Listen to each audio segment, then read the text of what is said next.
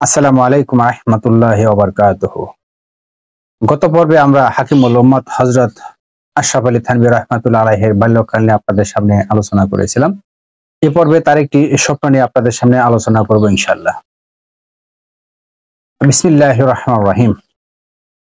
হযরত হাকিমুল উম্মত বাল্যকালে একটি তাৎপর্যপূর্ণ স্বপ্ন দেখেন। তিনি বলেন, স্বপ্নে আমি দেখিলাম আমি মিরাটের যে বাড়িতে থাকিতাম উহাতে উঠিবার দুটি সিঁড়ি ছিল, একটি বড় ও একটি ছোট। আমি দেখিলাম বড় সিঁড়িটির একটি পিঞ্জিরায় দুটি সুন্দর কবুতর। অতঃপর যেন চারিদিকে সন্ধ্যার অন্ধকার ছায়া গেল। তখন আমি কবুতর দুটি আমাকে লক্ষ্য করিয়া বলিল, আমাদের পিঞ্জিরাটিকে আলোকিত করিয়া দিন। উত্তরে আমি বলিলাম, তোমরা নিজেরাই নিজেদের পিঞ্জিরা আলোকিত করে নাও। তখন কবুতর দ্বয় নিজেদের ঠোঁট পিঞ্জিরায় সহিত ঘর্ষণ করিতে লাগিল। দেখিতে দেখিতে খাঁচাটি এক উজ্জ্বল আলোকে আলোকিত হইয়া গেল। কিছুদিন পর এই স্বপ্নের কথা তিনি তাহার মামা ওয়াজেদ আলী সাহেবের নিকট ব্যক্ত করিলেন। তিনি উহার তাবির এই করিলেন যে কবুতর দুটি, একটি হইল রূহ আর একটি হইল নফস, মুজাহাদা বা সাধনার মাধ্যমে তাহাদিগকে নুরানি করিতে আবেদন করিয়াছিল, কিন্তু তোমার কথায় তাহারা নিজেরাই নিজেদেরকে নুরানি করিয়া লইল। ইহাতে বোঝা যায় রিয়াজত ও মুজাহাদা বাতি রেখেই আল্লাহ পাক তোমার রূহ ও নফসকে উজ্জ্বল করিয়া দিবেন। কালে এই স্বপ্ন বাস্তবে পরিণত হইয়াছিল। শৈশবে হইতেই তিনি ছিলেন নাজুক তবিয়তের। তিনি কাহারও নগ্ন পেট দেখিতে পারিতেন না। অনাবৃত পেট দেখা মাত্র তাহার বমি হইয়া যাইত।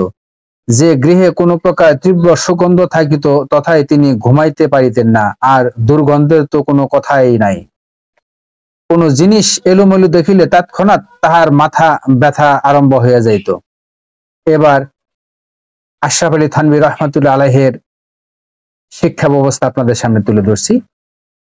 হযরত মাওলানা থানভী রাহমাতুল্লাহ আলাইহি কুরআন মজিদ ও প্রাথমিক উর্দু ফার্সি কিতাব মিরাটে শিক্ষা লাভ করেন। পরে থানা ভবন আসিয়া তদীয় বায়তুল ও ওয়াজেদ আলী সাহেবের নিকট শিক্ষা লাভ করেন।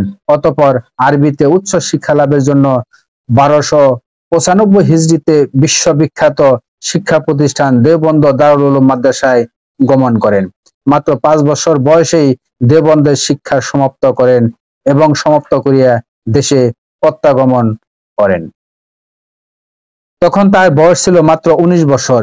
এই সময়ের মধ্যে এলেম, হাদিস, এলেম, তফসির, আরবি সাহিত্য, অলঙ্কার শাস্ত্র, সূক্ষ্ম তত্ত্বজ্ঞান শাস্ত্র, সৌরবিজ্ঞান, দর্শন শাস্ত্র, ইসলামী আইন শাস্ত্র, নৈতিক চরিত্র বিজ্ঞান, মনস্তত্ত্ব বিজ্ঞান, মূলনীতি শাস্ত্র, প্রকৃতি বিজ্ঞান, উদ্ভিদ ও প্রাণী বিজ্ঞান, ইতিহাস ও যুক্তি বিজ্ঞান, আধ্যাত্মিক ও চিকিৎসা বিজ্ঞান ইত্যাদি 22টি বিষয়ে জটিল কিতাব সমূহ অতি কৃতিত্বের সহিত অধ্যয়ন করেছিলেন। এ সময় তিনি জের ও বম নামের একটি মূল্যবান ফার্সি কাব্য রচনা করেন। দেওবন্দর দুটি স্বপ্নযুগের কথা আপনাদের সামনে এবার আলোচনা করব ইনশাআল্লাহ। একবার তিনি স্বপ্নে দেখেন যে একটি কূপ হইতে রৌপ্য স্রোত প্রবাহিত হইয়া তাহার পিছনে পিছনে ধাবিত হইতেছে। 2, আর একবার তিনি দেখেন জনৈক বুজুর্গ ও কোন এক দেশের গভর্নর, এই দুই ব্যক্তি তাহাকে 2খানা পত্র লেখেন।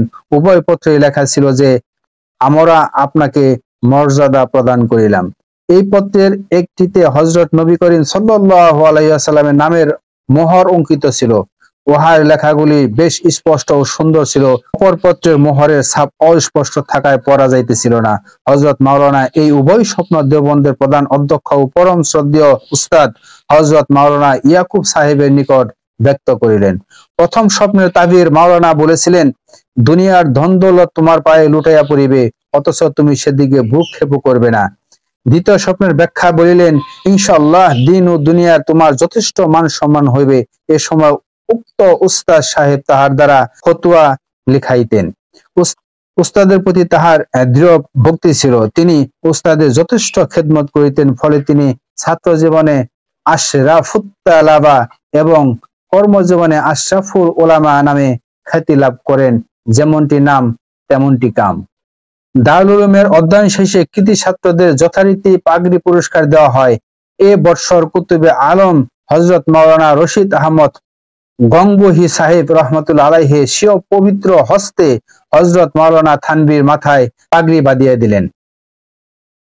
এ সময় মাদ্রাসার ওস্তাদদের নিকট তাহার প্রতিবার প্রশংসা শুনিয়া হযরত গঙ্গোহী সাহেবে তাহাকে কতিপয় কঠিন কঠিন প্রশ্ন করেন। হযরত মাওলানা ওই সকল প্রশ্নের যথাযথ উত্তর প্রদান করিলেন। এক প্রকার দুর্বোধ্য প্রশ্নের সঠিক উত্তর শুনিয়া হযরত গঙ্গোহী সাহেব মুগ্ধ হন এবং তাহার জন্য দোয়া করেন। ফলে তিনি শিক্ষার সমাপ্তির সঙ্গে সঙ্গে পূর্ণ যোগ্যতা সম্পন্ন জগৎ বরেণ্য আলেম হিসাবে প্রসিদ্ধ হইয়া পড়েন। সম্মানিত দর্শক মন্ডলী, আমরা অবসরে তালিম পর্বে অনেকটা পথ এগিয়ে এসেছি। আপনারা আমাদের সাথে আছেন, সেই জন্য আপনাদের অনেক কৃতজ্ঞ জানাচ্ছি, ধন্যবাদ জানাচ্ছি।